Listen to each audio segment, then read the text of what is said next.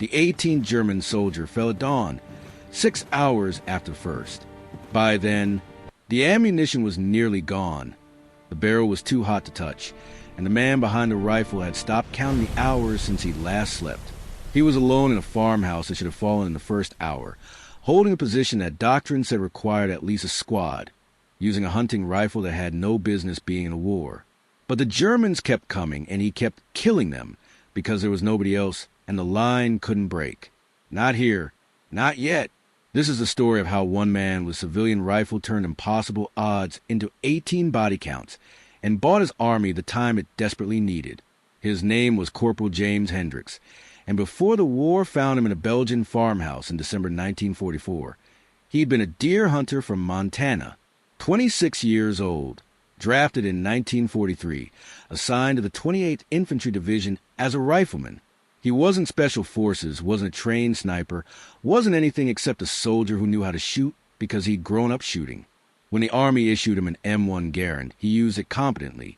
But without the connection he'd had to his Winchester Model 70, the rifle his grandfather had given him when he turned 16. That rifle was still in Montana, stored in his father's gun cabinet, waiting for a war to end and a hunter to come home.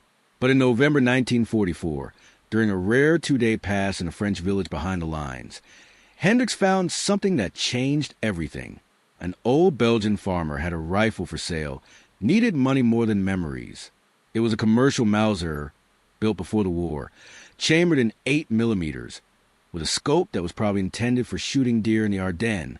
The farmer wanted $50 American. Hendricks had $63 saved from months of combat pay with nothing to spend it on. He bought the rifle, 100 rounds of ammunition, and a canvas case to carry it in. His sergeant told him he was an idiot. "You've got a perfectly good M1, Hendricks. What are you going to do with a hunting rifle in a war?" "Hunt," Hendricks said, and didn't elaborate. He spent his remaining pastime zeroing the rifle at a makeshift range, adjusting the scope, learning the trigger pull, the recoil, the way the bolt worked. It was different from his Winchester, but similar enough that his hands remembered the motions. By the time he returned to his unit, he could put 5 shots into a 3-inch group at 200 yards, using ammunition that was probably older than the war and definitely not made for precision. It didn't matter. The rifle felt right, felt like home, felt like something he understood in a way he'd never understood military-issue equipment. His platoon lieutenant saw the rifle and shook his head. "Keep it in your pack. Hendricks, when the brass sees you carrying civilian equipment, they'll confiscate it. Use your M1 for regular duty." Hendricks did exactly that. The Mauser stayed wrapped in canvas, tucked in his pack, a secret he carried through the cold November rain as the 28th Division moved toward the German border. He didn't know when he'd need it. He just knew that when the moment came, he wanted his own rifle in his hands, not the Army's. The moment came on December 16, 1944, when Germany launched its final offensive through the Ardennes forest. The Americans called it the Battle of the Bulge. The Germans called Operation Watch on the Rhine. Hendricks called it chaos. His company was holding a series of farmhouses in Crossroads east of Bastogne, spread thin across terrain that Doctrine said you couldn't defend with so few men. They had 2 platoons covering 3 kilometers of front, with orders to delay any German advance and fall back to secondary positions if overwhelmed. It was a screening mission, the kind where you're expected to see the enemy coming in radio warning before you get annihilated. But the German offensive hit with a surprise and weight that shattered those careful plans. Fog covered the morning of December 16th. Artillery came first, a barrage that walked through American positions with methodical German precision. Then the infantry, emerging from the fog in company strength, supported by armor. The American positions collapsed in sequence, overwhelmed by numbers and firepower. Radio nets went down. Officers died. Units fragmented. Hendricks's platoon was in a stone farmhouse at a crossroads, a position that controlled a junction the Germans would need for their advance. The lieutenant was killed in the first artillery barrage. The sergeant took a piece of shrapnel through the leg and was evacuated by the last jeep out. That left Corporal Hendricks in command of 9 men, holding a farmhouse that sat astride a road the Germans needed. The first German probe came at 0800 hours. A squad, maybe 12 men, moving cautiously up the road. Hendricks and his men let them get close, then opened fire with M1S and a single bar. The Germans scattered, took cover, returned fire. The firefight lasted 10 minutes before the Germans pulled back, leaving 2 bodies in the road.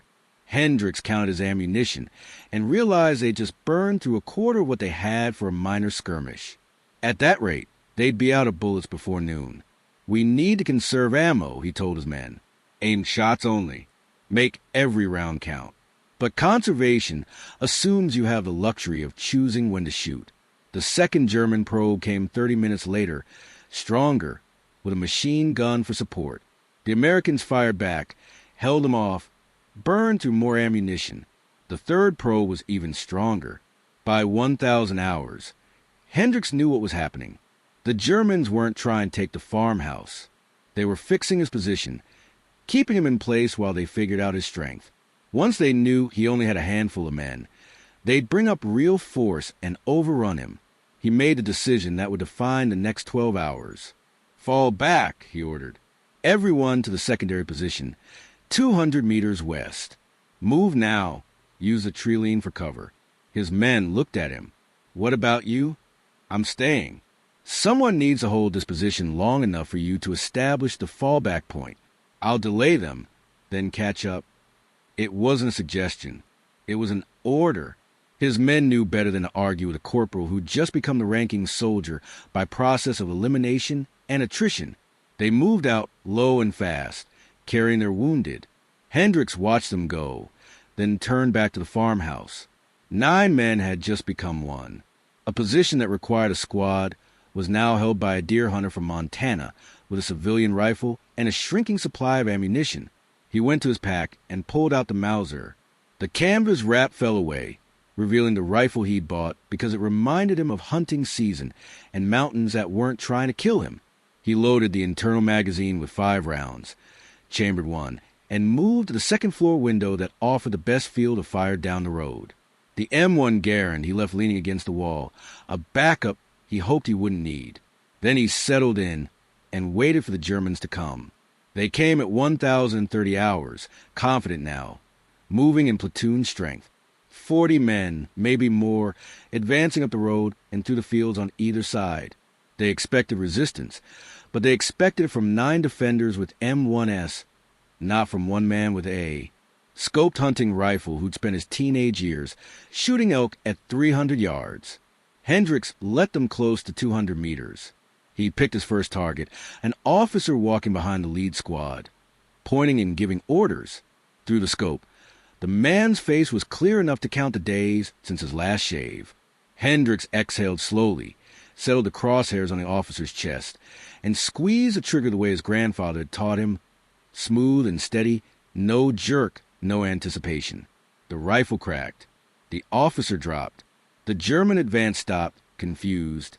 They couldn't see where the shot came from, couldn't hear follow-up fire.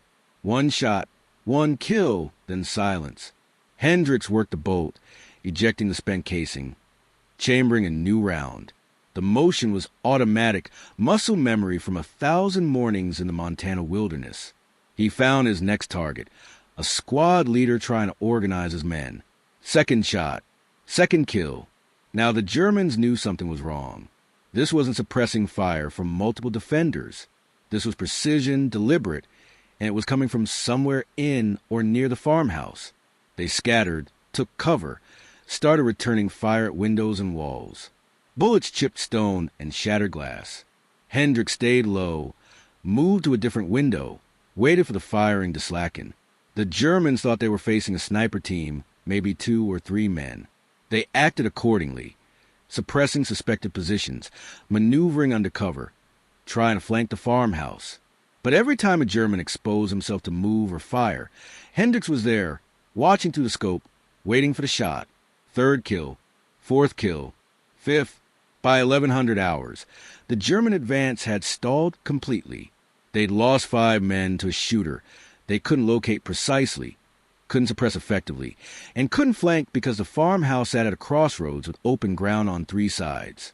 The German company commander, a captain who'd fought in Russia and thought he'd seen everything, called for mortar support. If they couldn't dig out the sniper, They'd bury him under high explosive. Hendricks heard the mortars before he saw them, the distinctive crump of tubes firing from somewhere behind the German lines. He had maybe 30 seconds before the rounds landed. He grabbed his rifle, his pack with the remaining ammunition, and moved to the ground floor, finding cover in the stone-walled root cellar beneath the kitchen. The first mortar rounds hit the farmhouse, blowing out windows, collapsing part of the roof, filling the air with dust and smoke. 6 rounds, maybe 8, bracketing the building. When the barrage lifted, Hendricks emerged from the cellar into a farmhouse that now looked like every other ruin in the Ardennes. But the walls were still standing, and he still had his rifle. He moved to a new position, a ground-floor window half blocked by rubble, offering a limited but protected field of fire. The Germans were advancing again, thinking the mortars had done their job. They were moving more confidently now, in the open, assuming the sniper was dead or suppressed. Hendricks proved them wrong. 6th kill, a German soldier 40 meters from a farmhouse. 7th kill, another soldier trying to reach the body. 8th kill, an NCO organizing a flanking movement. The advance collapsed again, the Germans retreating to cover, now thoroughly convinced that whoever was in that farmhouse was either insane or invincible. The German captain was neither insane nor stupid. He pulled his company back 200 meters and sat down to think. He had a mission, a schedule, and a crossroads he needed to clear. But he also had a sniper who'd killed 8 of his men in 90 minutes, using what sounded like a bolt-action rifle, which meant this wasn't some kid with an M1 spraying bullets. This was a marksman, someone who knew what they were doing. The captain could bring up armor, could call for artillery, could reduce the farmhouse to rubble. But all of that took time, and time was the one thing his offensive schedule didn't have. The simplest solution was to bypass the farmhouse, leave a squad to contain it, and continue the advance. He ordered exactly that. 1 squad, 12 men, with orders to keep the farmhouse under observation and suppress any movement. The rest of the company would detour around the crossroads and continue west. It was a reasonable decision, the kind that gets taught in officer school. It was also the decision that gave Hendricks exactly what he needed: time. The containment squad took positions in cover, 300 meters from a farmhouse, and settled in to watch. They didn't advance, didn't expose themselves, just maintained observation. Hendricks watched them through a scope and made his own calculations. 12 Germans in static positions, far enough out that closing with them would be suicide, close enough that they could interdict any attempt to leave the farmhouse. He was pinned, but so were they. A stalemate, measured in hours and ammunition. He used the lull to take inventory. 43 rounds remaining for the Mauser. The M1 Garand had 2 clips left, 16 rounds total. 1 canteen of water, half full. No food except a deer ration chocolate bar that tasted like compressed dirt. No radio, no way to call for help or report his position. Just him, the rifle, and a farmhouse that was slowly collapsing around him. The Germans in the containment squad made their first mistake at 1,300 hours. 1 soldier, bored or careless, stood up to stretch. Hendricks shot him through the chest at 300 meters. The man fell, and his squad mates learned that even in a stalemate, movement meant death. They stayed low after that, maintaining their positions but without the confidence they had before. The afternoon dragged into a contest of patience. The Germans held their perimeter. Hendricks held his farmhouse.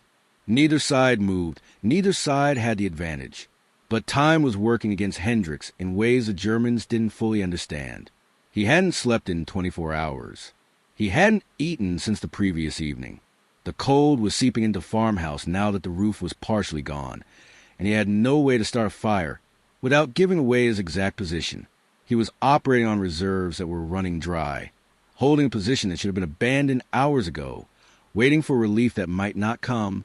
At 1,500 hours, the Germans tried something different. They sent up a single soldier with a white flag, calling out in accented English, "American, we know you are alone. We have captured your comrades. Surrender now and you'll be treated as prisoner of war." It was a bluff, but a reasonable one. Hendricks didn't answer, didn't waste words on negotiations he couldn't afford. The German with the white flag waited 2 minutes, then withdrew. The message was clear. Whoever was in that farmhouse wasn't interested in quitting. The second German mistake came at 1,630 hours, as the winter sun was starting its early descent toward darkness. 3 soldiers tried to advance under cover of smoke grenades, crawling through a drainage ditch that ran toward the farmhouse from the north. They thought the smoke and the ditch would hide them. They were wrong. Hendricks saw movement through gaps in the smoke, waited for a clear shot, and took it. 10th kill. The other 2 soldiers froze in the ditch, pinned, unable to advance or retreat without exposing themselves. They stayed there for an hour before darkness allowed them to crawl back to their lines. By 1700 hours, Hendricks had killed 10 Germans and pinned 12 more in positions they couldn't easily leave. The crossroads was still blocked, still unusable for German reinforcements or supply columns.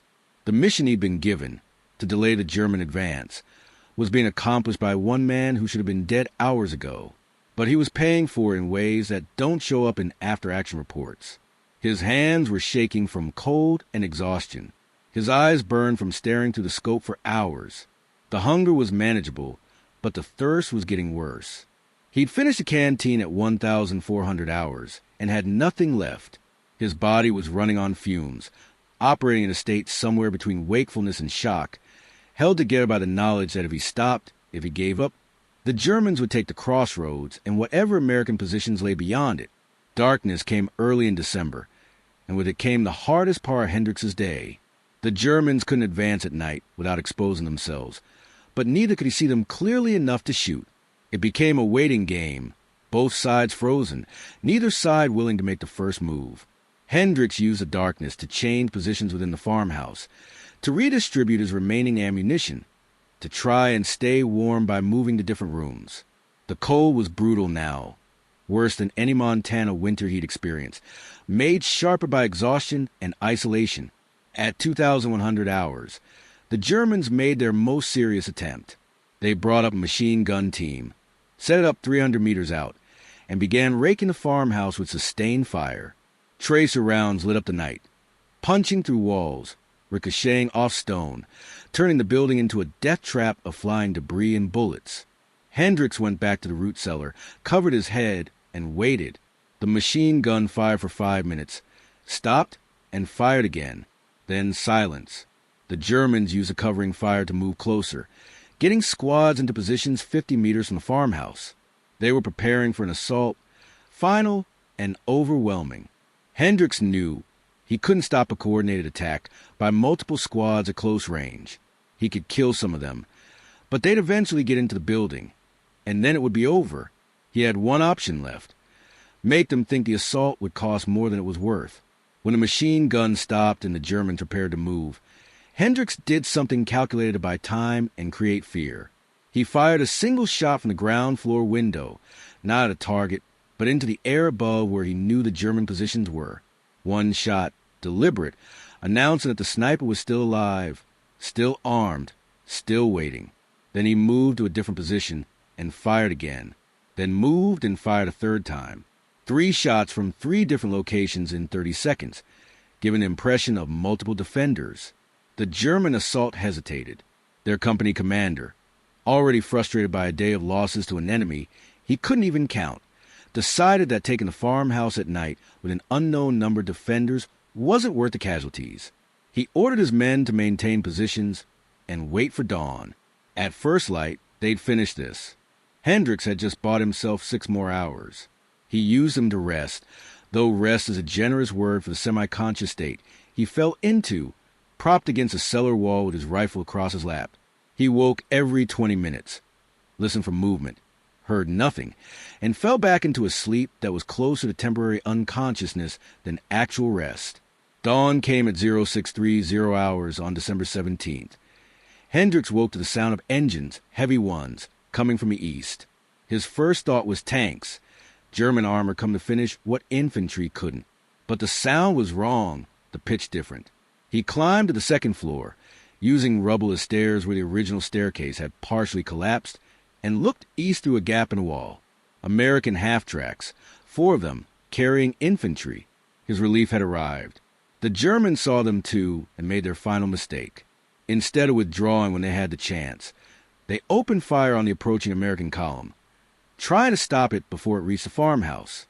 The half-tracks returned fire with .50 caliber machine guns, raking the German positions.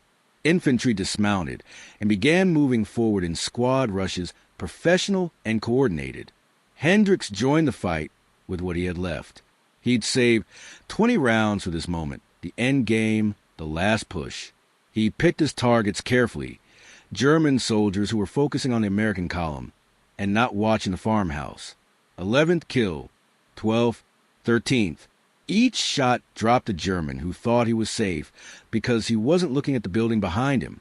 The German containment squad broke. They'd spent 18 hours watching that farmhouse, losing men to a shooter they couldn't see, couldn't locate, couldn't defeat. Now they were being attacked from 2 directions by a force they couldn't match. They fell back in disorder, leaving their wounded, abandoning equipment, running for positions farther east. Hendricks fired his last rounds into the retreating Germans. 14th kill, 15th, 16th, 17th, 18th. The bolt locked back on an empty magazine. He'd fired every round he had for the Mauser, plus both clips for the M1. The hunting rifle that wasn't supposed to be in a war had just killed 18 German soldiers over 18 hours and held a position that Doctrine said was indefensible. The American relief force secured the crossroads by 0700 hours. A lieutenant climbed into the farmhouse, weapon ready, expecting to find a squad or at least a team. He found Hendricks sitting on the floor of the root cellar, rifle empty, canteen empty, staring at nothing. The lieutenant looked around the ruined farmhouse, at the empty shell casings, at the single set of boot prints in the dust. "How many men do you have, Corporal?" Hendricks looked up at him.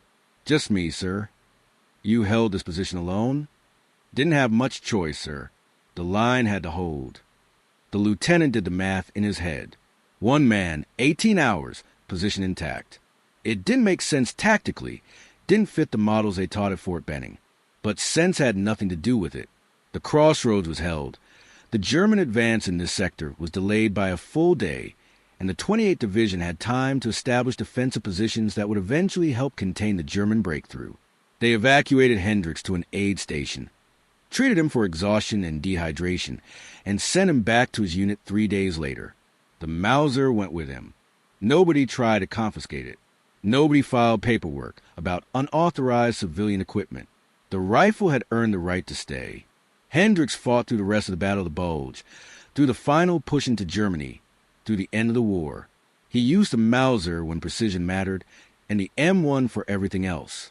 He never killed 18 men in 1 day again, never held an impossible position alone, never had to make ammunition last through a night when survival was measured in single bullets, and a discipline not to waste them.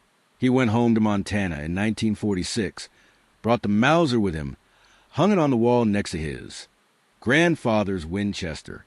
He hunted deer every fall until he was too old to walk the mountains, and sometimes, when friends asked about the rifle, he'd tell them it was a war souvenir, which was true but not complete.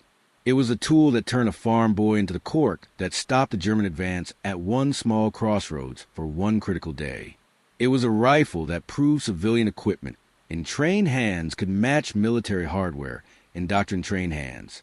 It was a weapon that held when everything else broke.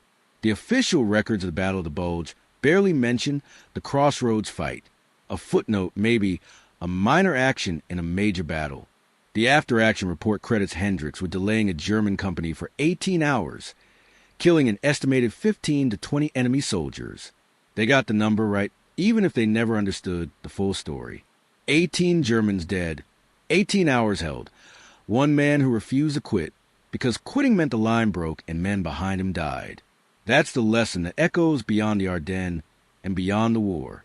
When systems fail and support evaporates and you're alone with a task that seems impossible, the difference between collapse and survival isn't firepower or manpower or even doctrine. It's the person who decides that the line holds here. That retreat isn't an option. That impossible is just another word for difficult when you don't have the luxury of giving up. Hendricks had that quality, that stubborn refusal to accept what should have happened. And he had a rifle he understood better than any piece of military equipment. The civilian hunting setup wasn't better than an M1 Garand in any objective measure. It held fewer rounds, required manual operation, used ammunition that was inconsistent at best. But it was his rifle, modified by familiarity, perfected by 1,000 hours of practice in circumstances that had nothing to do with war. When the war found him in a position where precision mattered more than volume of fire, where patient accuracy beat rapid semi-automatic capability, he had the tool he needed because he'd recognized that sometimes civilian experience translates directly to military necessity. That's what separated Hendricks from soldiers who followed the book and used issued equipment exclusively. He understood that tools are only as effective as the person using them, and that familiarity breeds competence, breeds precision. The Army could issue everyone the same rifle, but they couldn't issue the years of experience that taught Hendricks how to read wind, how to judge distance, how to make a cold-bore shot count, because you only got one chance before the deer spooked. Those skills, learned in peacetime for hunting, transferred seamlessly to wartime for killing, because shooting is shooting regardless of whether the target has antlers or a stall elm. The 18 Germans who died at that crossroads died to a set of skills that had nothing to do with military training and everything to do with childhood spent in mountains where missing your shot meant hiking home empty-handed and hungry. They died to patience learned from waiting in a blind for hours until the perfect moment. They died to discipline taught by a grandfather who believed that wasting ammunition was a moral failure and that every trigger pull should be deliberate. They died to competence that couldn't be trained in boot camp because it took years to develop and required a relationship with a specific rifle that military standardization specifically prohibited. But most importantly, they died because one corporal from Montana decided that a position couldn't fall just because everyone else said it should. The military calls initiative, leadership, uncommon valor. Hendricks would have called it doing his job, staying at his post, making sure the guys who retreated to the secondary position had time to dig in. Simple motivation, nothing heroic about it in his mind, just a basic understanding that when you're given a task, you complete it, even if the task is impossible and the cost is 18 hours of hell that might have killed you if the relief had been an hour later. That's the reality of war that doesn't make it into the movies or the histories. It's not won by heroes making dramatic sacrifices. It's won by ordinary people doing extraordinary things because the alternative is unacceptable and someone has to hold the line. Hendricks was someone at that crossroads on those specific 18 hours. He didn't seek it, didn't want it, didn't even understand the full strategic significance until years later when a historian explained how his delay had rippled to the German timetable and contributed to the eventual failure of the Bulge offensive. He just knew that Germans were coming, Americans were falling back, and somebody needed to stay long enough to make the Germans think twice about rushing through. So he stayed, used a rifle he understood, killed 18 men he never met, and bought the time his army needed. Then he went home and hung the rifle on the wall, like it was just another deer gun, which in his mind it was. The fact that it had killed men instead of elk was just circumstance, the situation requiring the tool and the skill translating seamlessly from one target to another. That's mastery in its purest form. The ability to apply skills across contexts, to recognize that the fundamentals remain constant even when the stakes change from dinner to survival, from sport to war, from success to the difference between a line holding and a line breaking. Hendricks had that mastery, carried it into war in the form of a civilian rifle nobody thought belonged on a battlefield, and proved that sometimes the best tool isn't the one the manual specifies, but the one you know so well that using it becomes instinct. If you want more stories about ordinary soldiers who did impossible things with unlikely tools, subscribe now, drop a comment, and tell us where you're watching from.